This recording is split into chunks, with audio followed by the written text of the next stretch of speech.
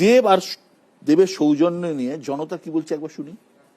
He is an perfect example of an politician. তো আমার মনে হয় যে কোনোদিনও দেব তোমার নিজের personal life and political life কখনো এক করেনি। কোনো সময় ভুল ভাল বা উল্টোপাল্টা যে কথা বক্তৃতার সময় এইটা আমরা কোনো সময় দেখি না দেবকে করতে। একটা সাংসদ হিসেবে শুধু তো সৌজন্যতা দিয়ে চলে না, কারণ তার ব্যর্থতা যেগুলো আছে, ঘাটাল মাস্টার প্ল্যান থেকে শুরু করে আপনার ঘাটাল ডিগ্রি কলেজ থেকে শুরু করে, একটা সাংসদ হিসেবে তার এলাকায় যে যে উন্নয়নমূলক কাজ করা দরকার আছে, তো সেই ব্যর্থতামূলক জিনিসগুলো ঢাকার জন্যই উনি আজকের এই সৌজন্যগুলো দেখাচ্ছেন। কেউ ধরো মানে বিজেপি করুক কি সিপিএম করুক যাই করুক সবারই ডিফারেন্ট ওপিনিয়ন থাকে, অ্যান্ড আমাদের যে টিএমসি করছে তাদেরও ডিফারেন্ট ওপিনিয়ন থাকবে।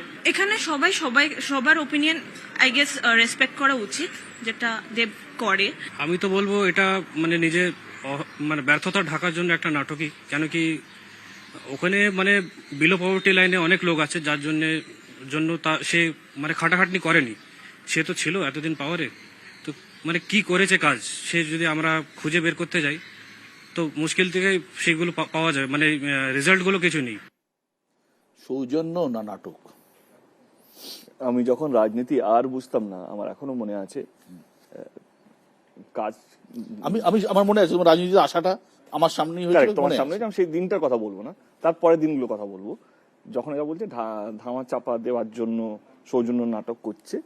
আমার এখনো মনে আছে যেদিন আমি যখন শুটিং করছিলাম মিদনাপুরে, তখন যিনি আমার অপোজিটে দাঁড়িয়েছিলেন সন্তোষ রানাজি, তার বাড়িতে আমি গেছিলাম তার আশীর্বাদ নেওয়ার জন্য। তিনি আমার প্রতিপক্ষ ছিলেন, তিনি আমার প্রতিদ্বন্দ্বী ছিলেন তখন।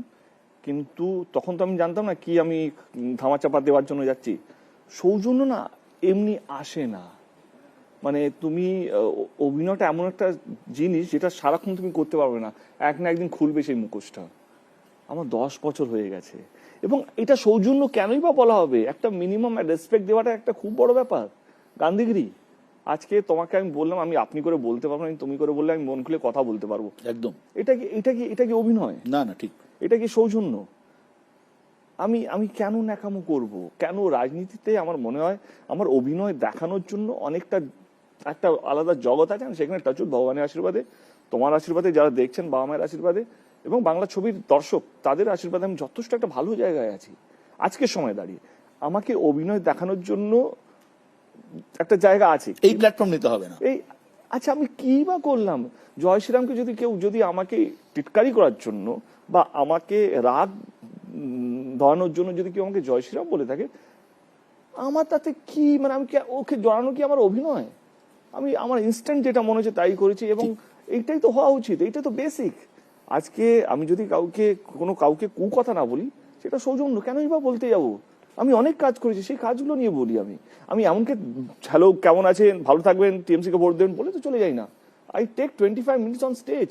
এই 20-25 মিনিট কাউকে আক্রমণ না করে যদি 25 মিনিট ডিবেট করা যায় বা কথা রাখা যায়, তাহলে অন্যায়টা কিসের? আজকে দুটো লাইন বলতে পারে না কোনো দল কাউকে আক্রমণ না করে। আমি সেখানে 25 মিনিট টানা কথা রাখি, আর নিজের মনের কথা রাখি, কিছুটা নিজের দলের কথা রাখি, এবং ছেড়ে দিই দর্শকের উপর বা ভোটারদের উপর, কি আপনারা যাকে ইচ্ছা ভোট দিতে পারেন। মানে পর্দা ছাড়া দেব আর কোথাও অভিনয় করে না। দেখো কি হয়, এমন একটা সময় চলে গেছে না, আমরা আছি, মানুষ ভালোর চেয়ে বেশি খুদ ধরতে ব্যস্ত। কে 90% 24 ঘন্টা দিনে যদি হয়, 23 ঘন্টা শুধু মানুষ খুদ খুঁজছে। কি করে এরকম হয়? আমার মনে হয় কি, ভালোটাকে আমরা যদি চোখের সামনে রাখতে পারি বা একসেপ্ট করতে শিখে যাই না, সমস্যা সেখানে আমরা একসেপ্ট করতে ভুলে যাচ্ছি। কে না, এটা হতে পারে না। টিভি খুলে যে 99টা লোক যদি চিৎকার করে দলকে চোর বলে, ওকে বলে, একে বলে, এমু বলে, তুমি করে, একটা ছেলে কিছু ওকে চোর বলছে, ও তাকে চোর বলছে। আমি তো বলছি এটা জেতা নিয়েই তো কথা। সবাই তো চিৎকার করছে জিতার জন্য, কেউ তো হারার জন্য চিৎকার করছে না। আমি 10 বছর ধরে দুটো ইলেকশন নিজের জন্য লড়েছি, এবং 3টে ইলেকশন দলের জন্য হয়ে লড়েছি। 2016, 2021, সরি, দুটো ইলেকশন। তো আজ অব্দি আমি কাউকে কথা বলি নিজে জেতার জন্য। আমি নর্থ বেঙ্গলে ছিলাম কিছুদিন, এবং যেখানে গেছি প্রত্যেকটা এমএলএ আমাকে, ডোন্ট টেক মি আদারওয়াইজ, আমি বলে দিলাম ভুল কথা, এবারে হয়তো আমার দল থেকে আমি ভালোবাসাটা পাবো রাত্রেবেলা, বাট তারা প্রত্যেকে বলে আপনি এসছেন বলে আমি জিতেছিলাম, আপনি লাকি। এই সব কটা সিটে যারা জিতেছে, আমি একটাও কিন্তু কাউকে আক্রমণ করিনি, কিন্তু আমি একটাও কথা বলিনি। আমি বলেছি যদি আপনাদের মনে হয় আমার পার্টি বা আমার যে প্রার্থী আছে সে কাজ করে থাকে, তাহলে ভোটটা দেবেন। এবং রইল কথা আমি কি কাজ করেছি, সেটা ঘাটালে বাইরে বসে থাকলে দেখতে পাবেন না। করোনার সময় যে মানুষকে সার্ভিস দেওয়া হয় এবং বন্যার সময়, দেখো ঘাটাল মাস্টার প্ল্যানটা তো আমার হাতে নেই, আমার কাছে আমি আসবো, প্রশ্ন আছে। প্রশ্নগুলো আমি আগে খেয়ে নিচ্ছি না। হ্যাঁ, মাই লাস্ট ডে ইন পার্লামেন্ট, সংসদে আমার শেষ দিন।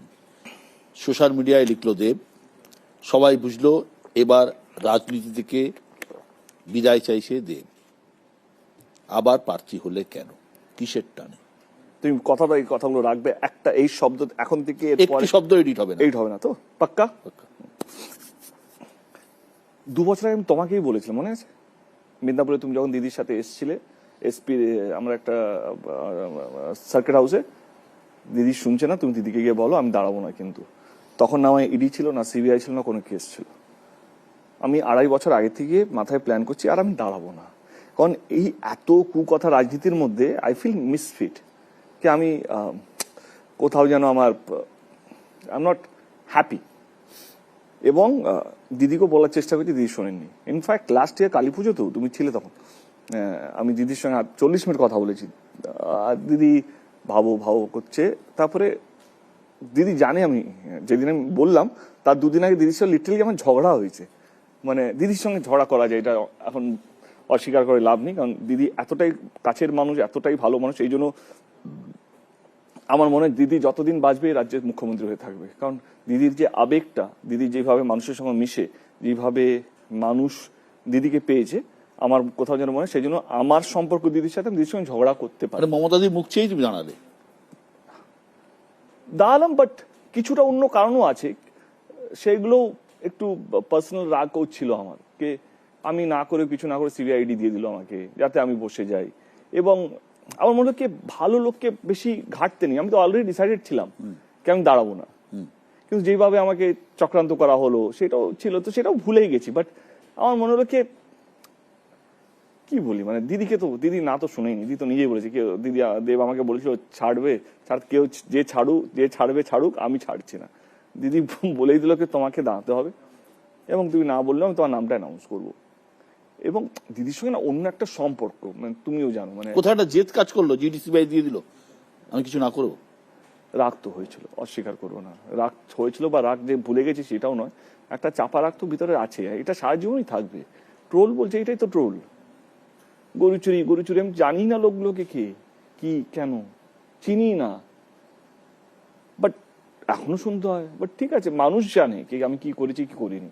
যতই আমরা চিৎকার করি না কেন মঞ্চে ভোট পাওয়ার জন্য, ভোটে প্রতিদ্বন্দ্বী বা যারা অপোজিশন পার্টি যারা দাঁড়াবে তাকে ছোট করতেই হবে, কিছু নেই, একটা সবুজ একটা মানে একটা ক্লু দিতে পারছে না। এবং সেটা অন্য chapter, close chapter for me. But হ্যাঁ, এবং দিদি যখন বললো ঘাটাল মাস্টার প্ল্যানটা আমরা করব, এবং তুমি তো মানুষের কাজ করতে চাও, তোমাকে নিয়ে একটা কমপ্লেন নেই। সত্যি কথা, গত 10 বছরে আমার এরিয়া থেকে কোনো নেতার আমাকে নিয়ে কোনো কমপ্লেন নেই, বা কোনো দ্বন্দ্বের মধ্যে আমি নেই, কোনো টাকা তোলার মধ্যে আমি নেই, কোনো কিছুর মধ্যে আমি নেই। এবং যতটা পেরেছি কাজ করেছি, সেবা করেছি, এবং নিজের পকেট থেকে টাকা দিয়ে মানুষকে বাঁচানোর চেষ্টা করেছি। করোনার সময় প্রত্যেকটা বাড়িতে খাওয়ার পৌঁছানো থেকে